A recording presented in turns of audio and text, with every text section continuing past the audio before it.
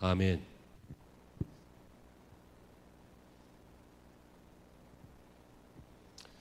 할렐루야. 다시 만나게 되어서 감사하고 반갑습니다. 특별히 어린이 주일인데요.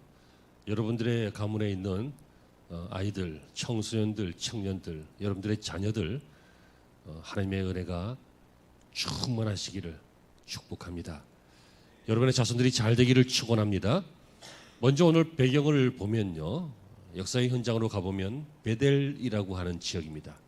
23절에 엘리사가 거기서 베델로 올라가더니, 베델은 원래는 루스라고 하는 지역이었는데 우리가 잘 아는 바와 같이 야곱이 이곳에서 돌베개 베고 잠자던 중에 하나님을 만나게 되죠.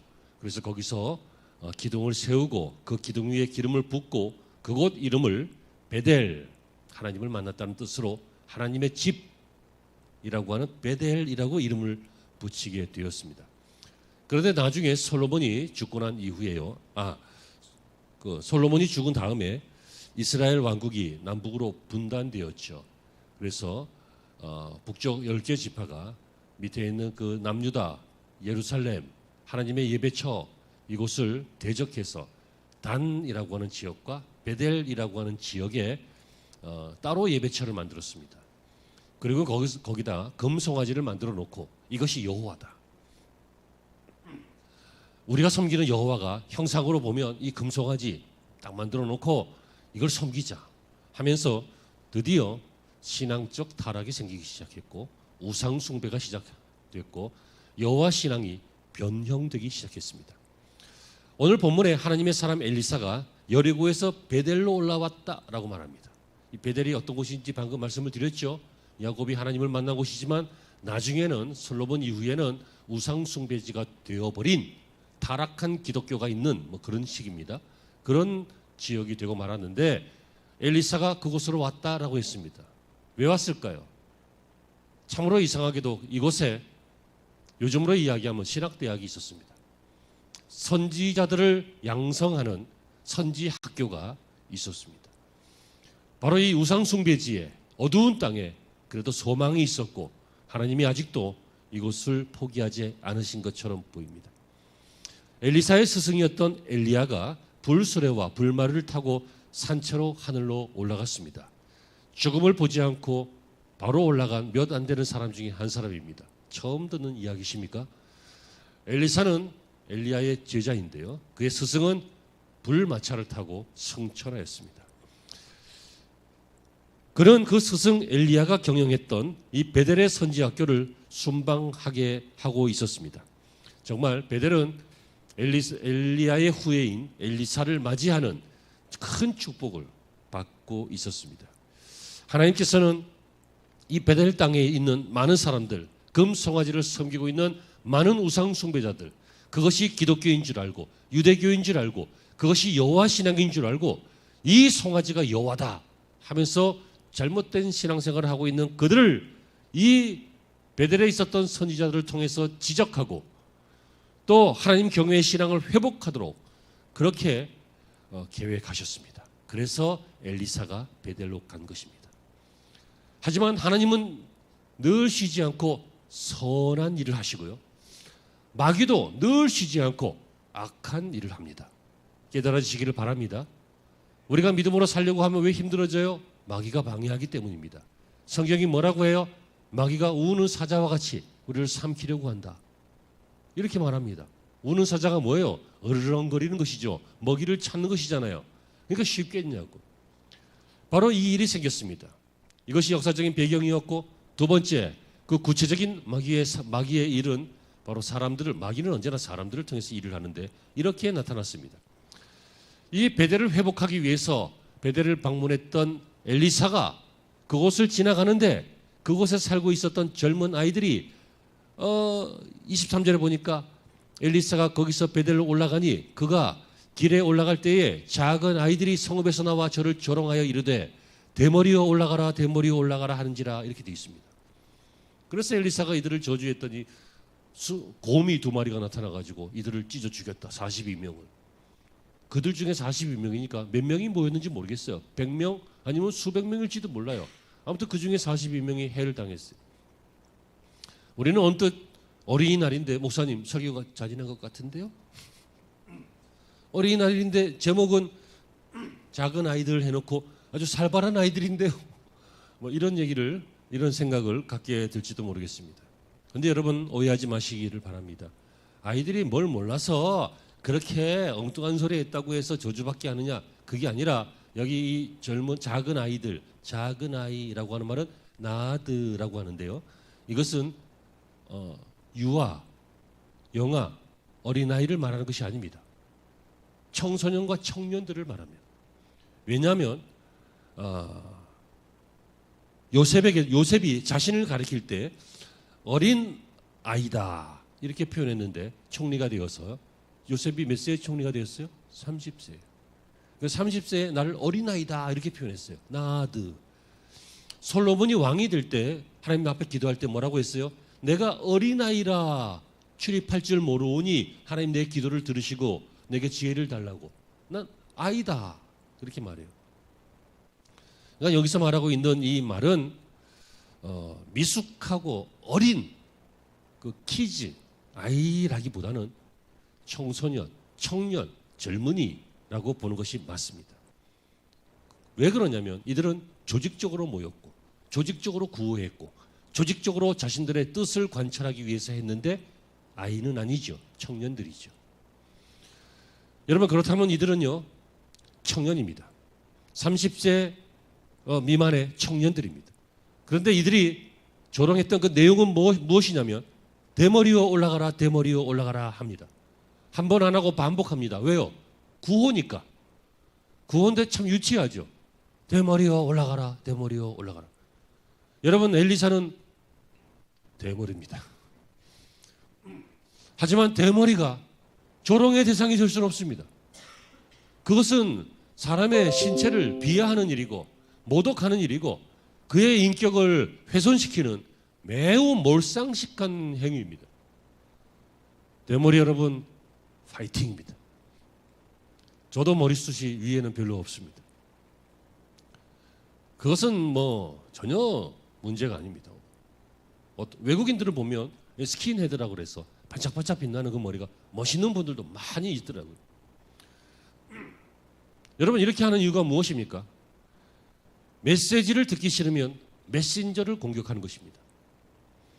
여러분 이 엘리사는 하나님의 말씀을 전하는 사람이고 이 우상 숭배지의 땅에 하나님의 은혜를 전하는 사람입니다. 그런데 마귀는 그거 싫지요.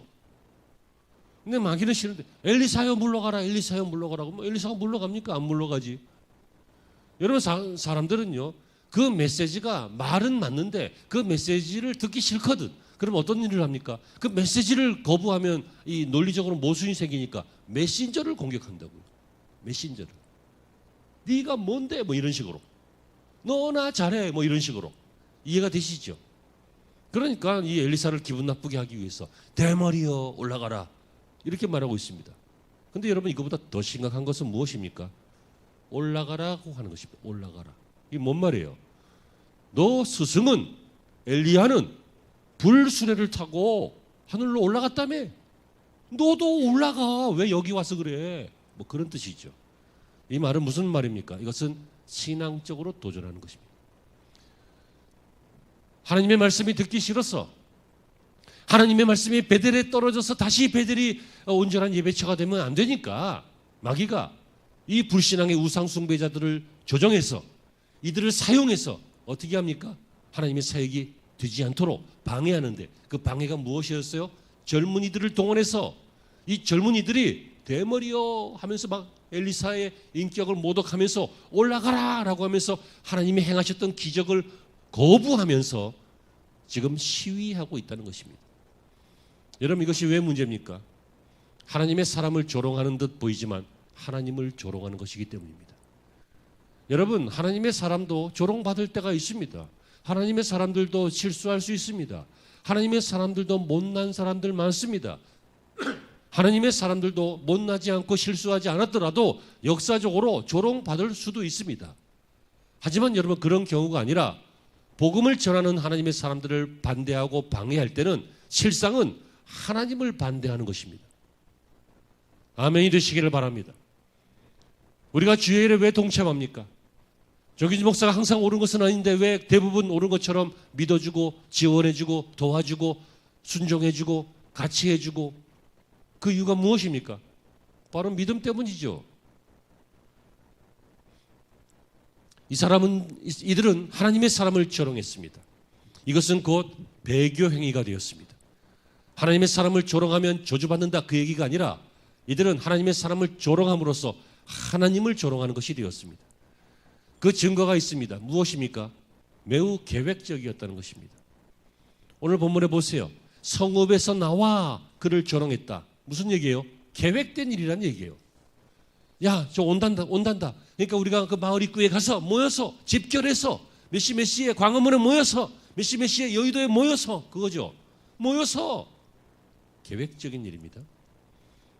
두 번째는요, 많은 사람이 동원했습니다.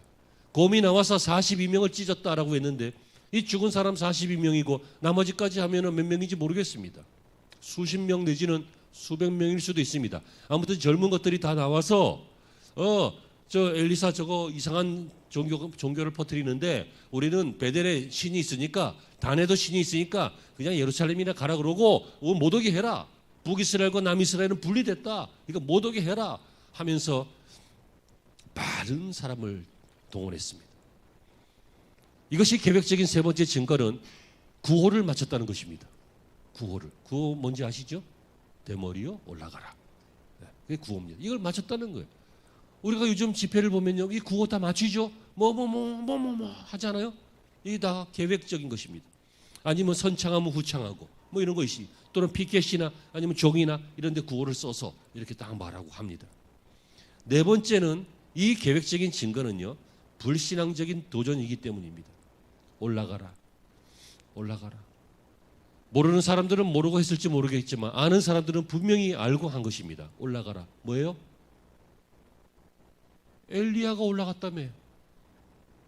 이 말은 뭐예요? 하나님이 하신 일이 말도 안 된다는 얘기죠. 너도 올라가 봐, 그 얘기입니다. 하나님이 하시는 일에 대한 도전입니다. 결국은 어떻게 됐습니까? 세 번째 결론인데요, 이들은 하나님의 심판을 받게 되었습니다. 24절에 엘리사가 뒤로 돌이켜 저희를 보고 여호와의 이름으로 저주하매 곧 수풀에서 암곰 둘이 나와서 아이들 중에 42명을 찢었더라. 그러니까 이 젊은이들 가운데 42명은 죽었습니다. 곰이 갑자기 습격을 해서. 그 이유는 여호와의 이름으로 엘리사가 저주했기 때문에, 심판을 명했기 때문에. 여러분, 엘리사가 대머리라고 해서 기분이 나빠서 저주한 거 아니에요. 뭐라고 분명히 나와요? 여호와의 이름으로. 그러니까 하나님의 일을 방해했기 때문에 저주한 거예요. 엘리사가 뒤를 보고 저희를 보고 뭘 봤다는 거예요?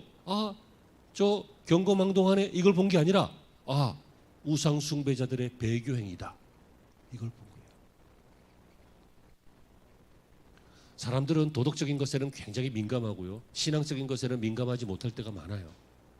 그래서 오히려 도덕적인 것은 믿어주고, 도덕적인 사람이면 믿어주고, 예절이 있거나 예의가 있거나 법도가 있거나 그럼 믿어주고, 신앙의 사람들은 잘 안 믿는 경우가 많아요.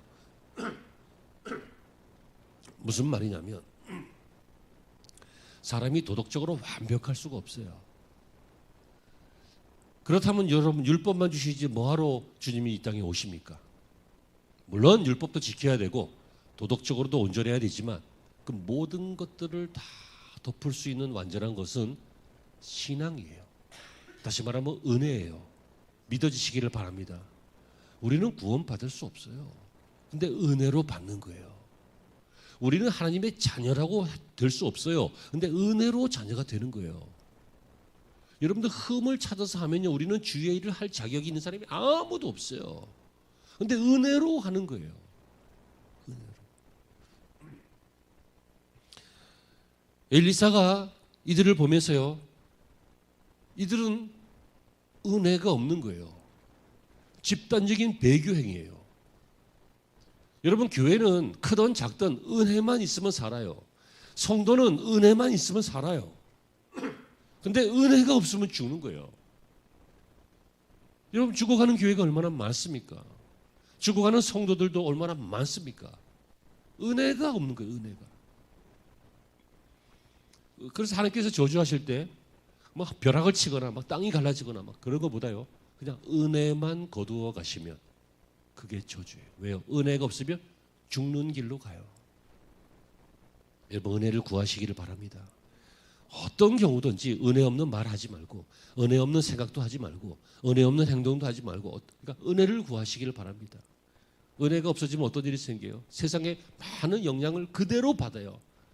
여러분 태풍이 오면 산밑이나 굴 속에 집에 숨어야 돼요. 왜? 그래야 안 날아가요. 그죠? 근데 은혜가 없으면 이 태풍은 온몸으로 맞는 것과 똑같아요. 반드시 세상의 물결에 날아가게 돼 있어요. 그러니까 세상하고 똑같이 추구하고 똑같이 걱정하고 똑같은 목적을 가지고 세상하고 똑같은 모습과 똑같은 방법으로 살잖아요. 그게 은혜가 없는 거잖아요. 은혜로 사시는 여러분들이 되시기를 바랍니다. 엘리사가 이들을 보니까 은혜가 없었어요. 그러니까 실수해서 죽인 것이 아니라 실수해서 저주한 게 아니란 얘기예요. 죽을 자리에서 죽었다는 거예요. 그리고 이들은 여호와의 이름을 저주했죠. 엘리사는 거룩한 충동을 받았어요. 올라가라 올라가라 하면서 하나님의 권능을 무시하니까 여호와의 이름으로 저주하여서 이들은 그 값을 치르게 되었고, 살아남은 사람들도 그 일이 허풍이 아니었구나, 낭설이 아니었구나, 실제로 여호와의 신이 강력하구나 라고 하는 것을 느끼게 되었을 것입니다. 사랑하는 성도 여러분, 오늘 우리는 옛날에 벌어졌던 어떤 한 사건을 보았습니다. 어린이 주일에 이 사건을 전하는 이유는 무엇입니까? 우리의 자녀들에게 은혜가 있어야 한다는 것입니다. 우리의 자녀들은 알게 모르게 이 세상의 집단에 휘말려서, 이 세상의 사상에 매몰되어서, 이 세상이 추구하는 가치관에 동화되어서 그렇게 살아가는 경우가 많은 것 같습니다.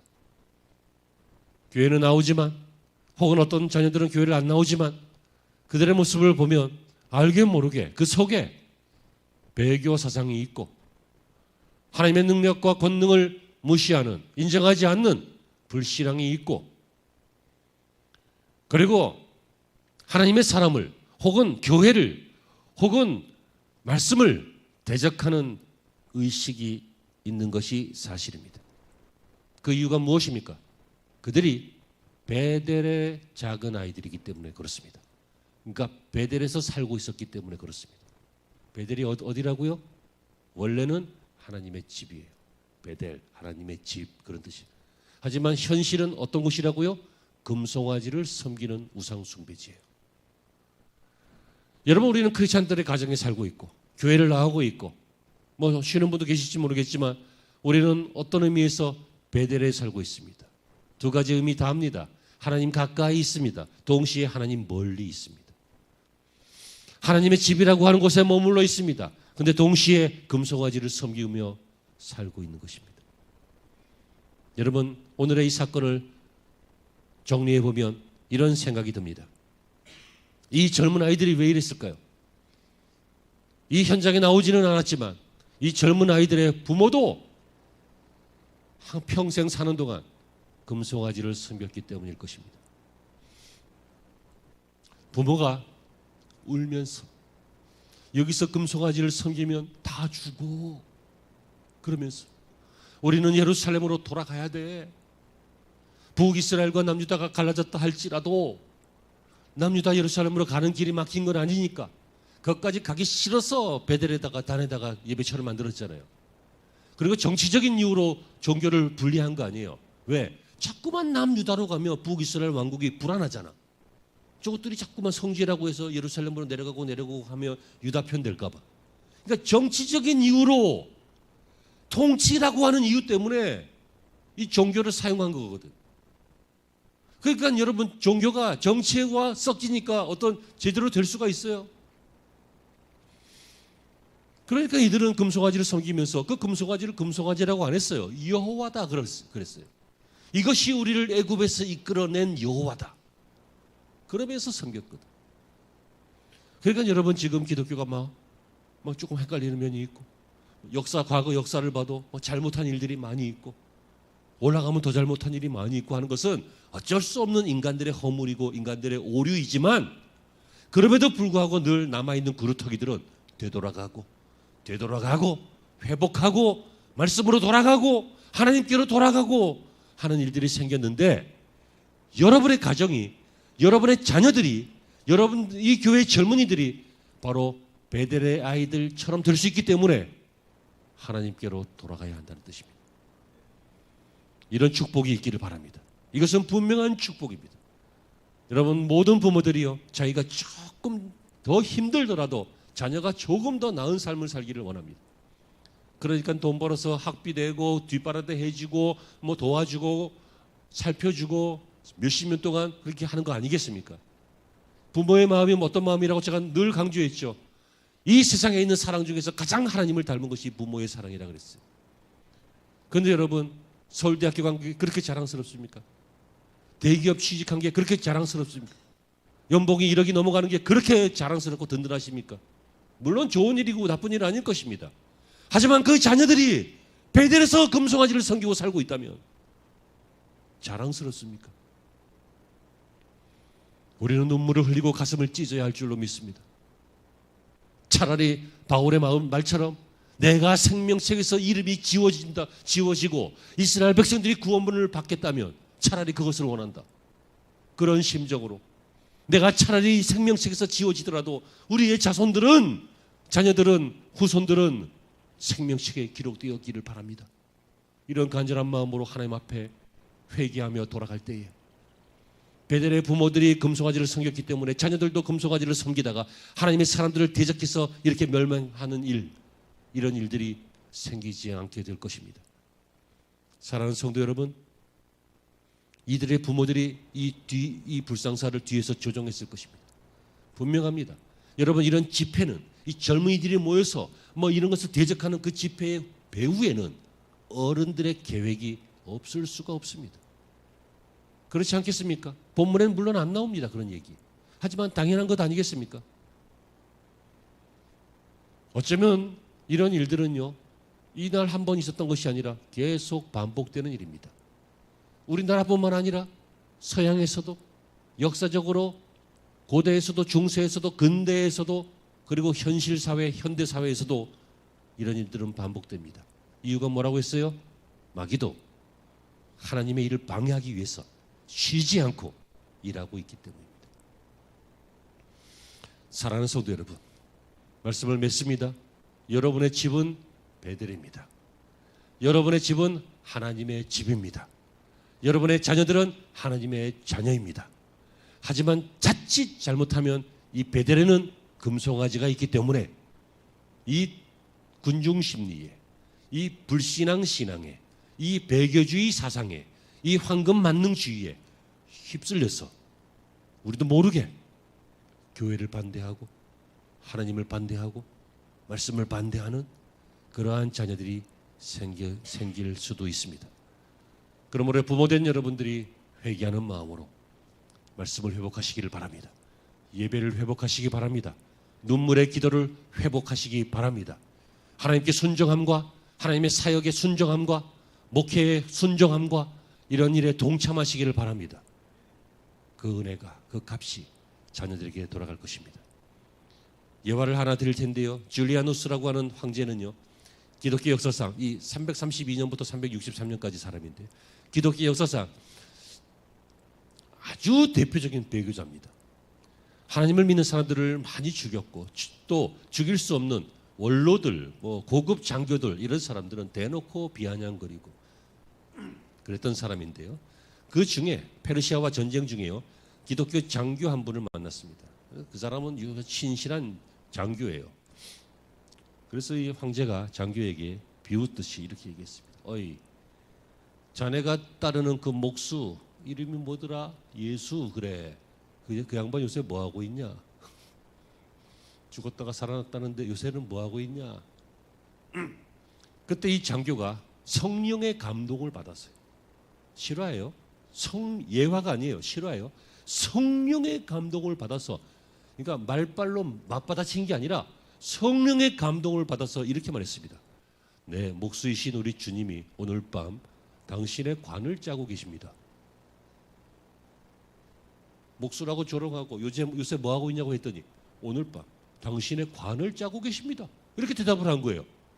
굉장히 기분 나빴지만 장교니까 그냥 넘어갔는데 그날 밤에 전쟁 중에 죽었어요, 이 양반이. 그날 밤에.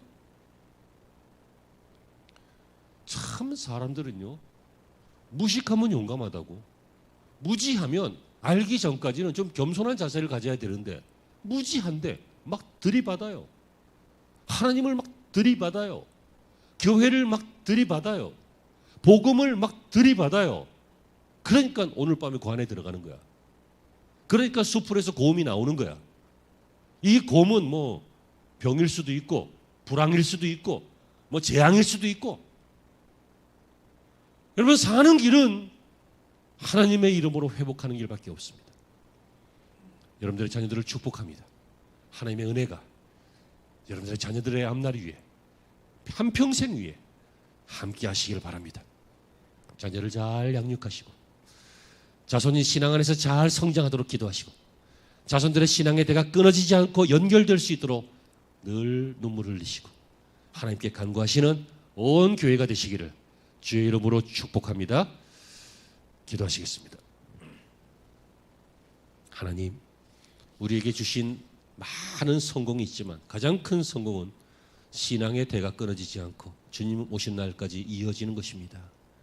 하나님, 안타까운 마음 갖게 하시고 또 기다릴 줄 아는 마음 갖게 하여 주셔서, 그러나 아무것도 안 하고 뭐 어떻게 되겠지, 그것이 아니라 간절한 마음으로 주님 앞에 베델에서 죽어가는 다음 세대들을 볼 수 있는 어머니의 마음, 아버지의 마음 우리에게 허락하여 주옵소서. 그래서 자녀를 살리고 가문을 살리고 후손을 살려서 결국 이것이 위대하게 교회를 살리는 일로 바뀌게 되고 위대하게 이 민족을 살리는 일로 변화되는 것을 믿고 하나님이여, 이러한 삶을 우리 모든 성도들 힘내서 살아나게 하여 주시옵소서. 예수님의 이름으로 기도합니다. 우리 기도하는 마음으로 이 찬양 드립니다.